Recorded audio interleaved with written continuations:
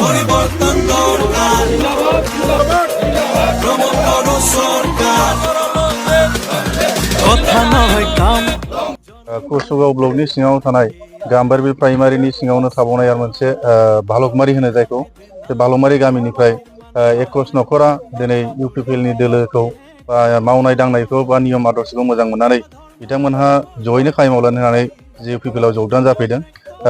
बिनि थाखाय आङो बिथांमोनखौ बरायना लाबाय ब्लकनि जानानै आसा खालामदों बिथांमोनहा फैगौ बिसायख'थियाव 2025 मायथाइनि जे बिटिसि बिसायख'थि बेवहाय जोंजोंनो लोगो जानानै जथेस्थ' प्रमद बर' सारनि एबा इउपिपिएलखौनो सरकाराव फैफिननो थाखाय टाइम मावगोन होननानै बिथाङा खोथा होनानै जोंजों जगदान जाफैनाय जादों।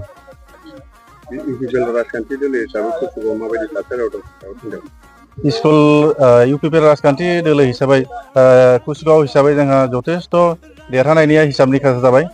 जेराव जोंहा फेज 1 आरो फेज 2 नि जे मोनसे हिसाब दंमोन बेयाव 21,000निफ्रायबो बांसिन भट मोननानै जोङो दंगासिनो दङ आरो 21,000 भटखौ लानानै जोङो फेमिलि हिसाबै नायोब्ला 7,890टा नखरा जोंनाव जथेस्थ' जों दा हिसाबाव काउन्ट जागासिनो दं आरो लोब-लोबैनो जोंनाव दिनैहाय सानफ्रोमबो जयनिखि जयनि हाबाफारि जागासिनो दङ। बेखौ आरो सोरबा गामि सिङावनो खना खनायाव प्राइमारिबा लाखुमायो बेखौ आं ब्लकनि दैदेनगिरि हिसाबै आं मिथिजोबा बेफोरखौ आंनाव काउन्टआव फैयाखै बेखिनि थाखाय आङो फोरमायथिना होबाय आरो। बिपिएफनिफ्राय बिथां एमएलए रबिराम ब्रह्मआ बेवहाय बिजाथि महरै गेलेगोन नोंथांमोनखौ माबोरै गेलेगोन? नंगौ बिपिएफ दोलोनि दाखालि बावैसो सिगां जे 22टा केन्डिडेटखौ फोसावबाय बेयाव कुसुगाव समस्ति हिसाबै रबिराम नार्जारि बे सारखौनो बिजाथि हिसाबै हरदों। खिन्थु बेनि थांनाय 2020 मायथाइनि तुलनायाव नायोब्ला जे बारग' शिब हाग्रामा महिलारि बिथांनिखौनो जोङो फेजेननानै बेखौ बिदाय हरदों 500टा भटआव। खिन्थु दा लोब आरो जोंनावसो फैगासिनो बिपिएफआ दिनैसिम बारायाखै साफा सानैल' थांदेरदों आरो बिथांमोननिफ्राय बांसिनानो जोंनाव जयेन जादों।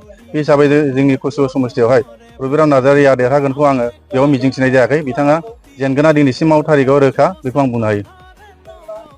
नोंथांमोना सिगां बबेबा राजखान्थि दोलोआव दंमोन?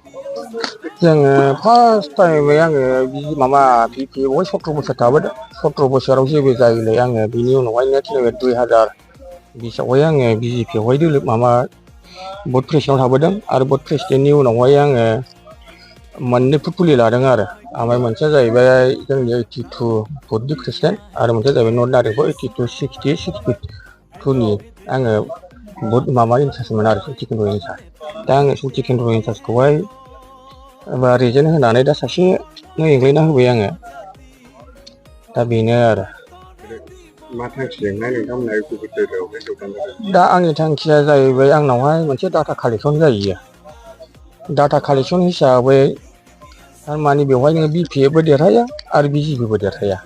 दा नोङो डाटा कालेक्सन हिसाबै नोङो फार्स्ट लिस्ट हिसाबै थारमाने इउपिपिएलआनो देरहानायाव दङ आरो डाटा कालेक्सन हिसाबै।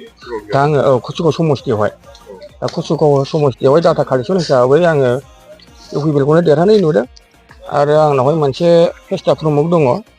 नैबेनो जाहैबाय फेस्टा प्रमुख होनो बेहाय थारमाने डाटा कालेक्सन जायो आरो बे बेसेबांखिनि मानसि दङ बेफोरनि दङ आरो बे अंक हिसाबै दा कुसुगाव समस्तियाव इउपिपिएलआ देरहानाय जोब आरो बेखौ नुनानै आङो दा बिजेपि दोलोखौहाय एंगारनानै आङो इउपिपिएल पार्टियावहाय जयेन जानाय जादों आरो।